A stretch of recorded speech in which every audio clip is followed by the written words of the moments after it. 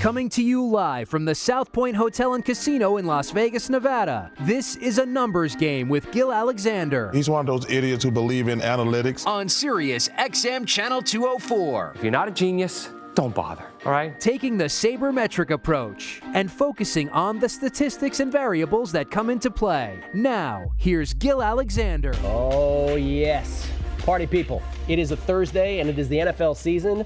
And what we do each and every Thursday, 8 a.m. Pacific, 11 p.m. Eastern, during the NFL season is have our big show breaking down the Week 1 NFL slate. And we will do it with a tremendous panel. I could not ask for a better panel than this.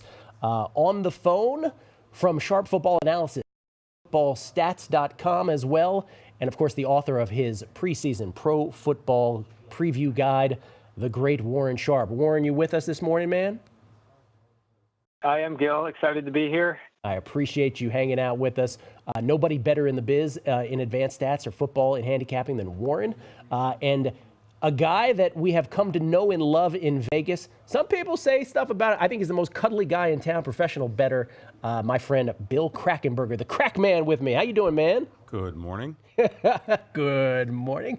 Bill Krackomberger, everybody. And to help us out come next segment, we will also get into the X's and O's with Evan Silva,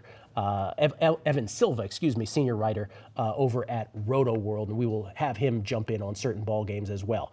Gentlemen, let us start with the Week 1 slate, and let's just talk line movement from the beginning. Bill, obviously there is no Dolphins-Bucks game. That has been postponed to Week 11 because of the Category 5 Hurricane Irma. We wish everybody well down there in South Florida. Obviously, more things important than football. But as you look at the full slate of games, including tonight's Thursday night game, where has the movement been mostly?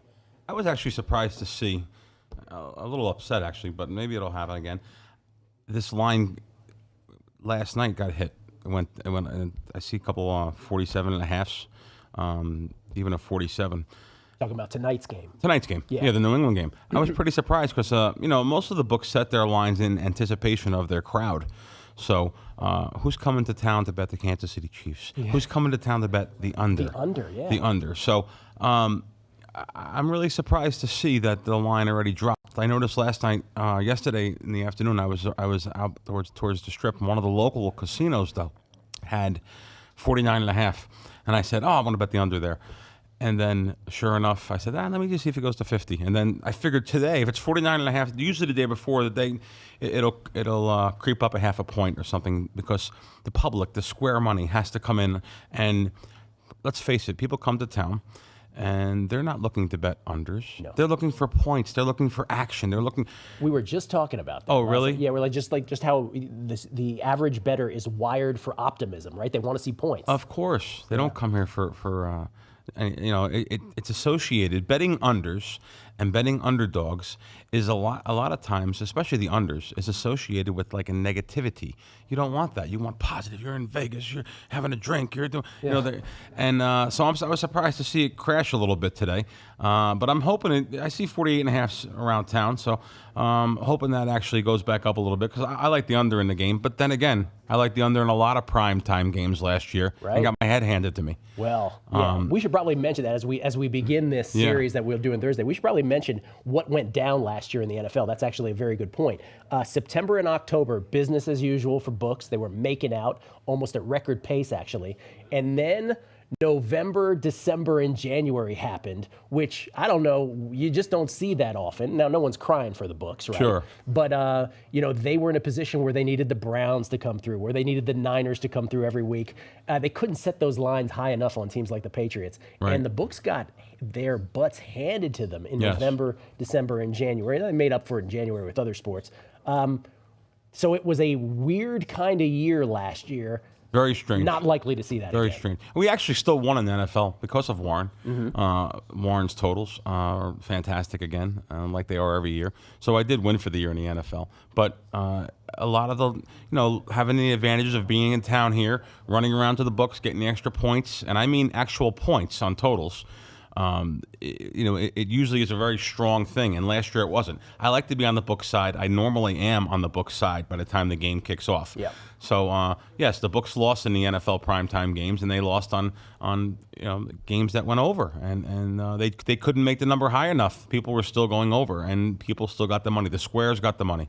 On Sunday, looking ahead to Sunday, the biggest move so far, Buffalo opened at 6. Now we know that Tyrod Taylor will play in that game, so understandably that has gotten to 9 through a key number of 7. That's a big move. That's the biggest move of the week so far, though we did have some favorites flipping. Oakland opened as a 1.5-point favorite Sunday morning at Tennessee. Tennessee now, as we do this show Thursday morning, as much as a 2.5-point favorite consensus now in that ball game. And the other flip was Philadelphia and Washington. Washington was a field goal favorite when this came out. Philadelphia now a 1-point favorite at FedEx Field. Any of those surprise you? Yes. No, they don't surprise me. We're actually on them, actually.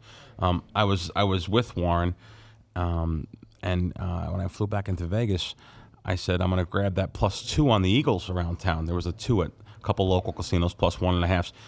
The next day, it went to 1.5. I took it, but it shouldn't matter. 1.5, 2 really doesn't matter a lot. But you never know with the 10 more yards that they've adjusted for the extra point. Sometimes that it does matter. These numbers do come into play. But we have a little side on the on Philadelphia.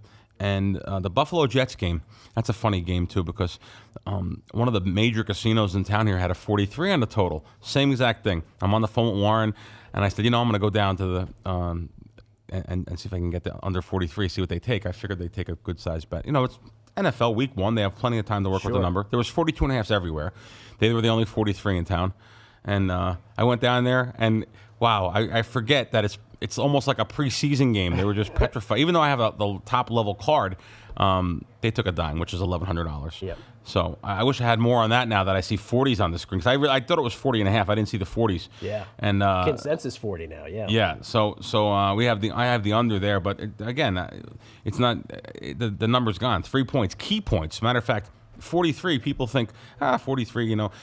2 seasons ago, 43 was the number 1 number to come out on totals in the NFL. Normally the old days it was 37, 41, and that's by the derivatives, by the numbers, it should come out to a 7, 14, 21, something like that, unless there's something wrong, an extra point gets missed. But 43 was a key number. So there's some key numbers in the NFL people don't know about. That's one of them. So we do have, I did take the under there, but however, you hit on the game that's actually my really good, strong play for me this week. I'm on Tennessee. I didn't get the plus number. I got to pick them, and I actually laid 1 for a little bit on Tennessee. And I think Oakland may surprise us this year a little bit. I don't think they're going to come out all as everyone thinks. So I know they have a great offense. I'm a little skeptical about their defense. They definitely were. If we were to call them an overachiever, no one should blast us for that. Oakland's +31 scoring differential last year, the smallest in NFL history for a 12-win team.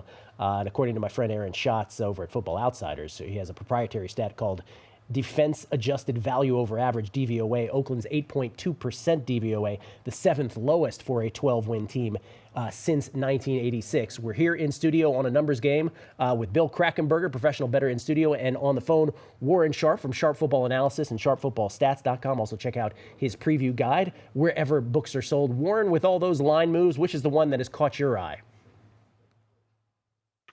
Well, I do. The very first one on tonight's game was obviously interesting. When you talk about the total on this Kansas City game, now I don't run my computer algorithm. I like to use same season data for my computer totals. So I'll start that off week 3. So starting in week 3, I'll be able to indicate at times, how much value I see in a particular game. But weeks 1 and 2, I like to just watch the games. I go back and watch all the film. I watch every single game that's played and use my data and analytics. So I'm not just an analytics guy. I incorporate film analysis as well. And one of the things that obviously intrigues me about this game is the way that I think Kansas City is going to come out to play. Bob Sutton's defense, they typically only rush 3 3 to 4 players on the low end of the spectrum in terms of their pressure that they apply to quarterbacks. They like to drop 6 or more DBs into coverage, flood the zones a little bit.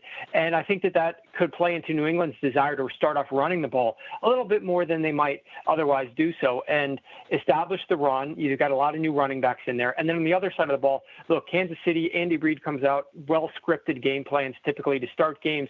However, I don't know how well they're going to do when they get down into the red zone of the field. I do think they can sustain some drives a little bit, but they might walk away with 3s instead of 7s.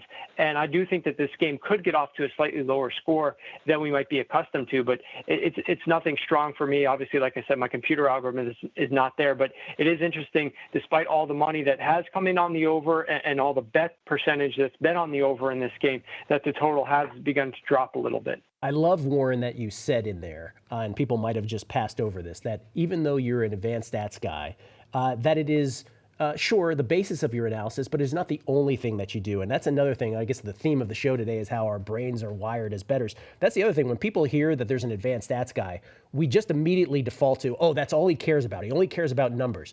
No, we just think that if you don't have that as a basis, you're doing something wrong. But I love that you are as big a film watcher as anybody, and that you incorporate that into your analysis. What I said earlier about the Patriots, and I did this in a fantasy context, if you've got Mike Gillislee, if you've got Rex Burkhead, Deion Lewis, or whomever, there's nothing about what Bill Belichick might do tonight that in any way is predictive of what he might do next week and beyond. Correct, Warren?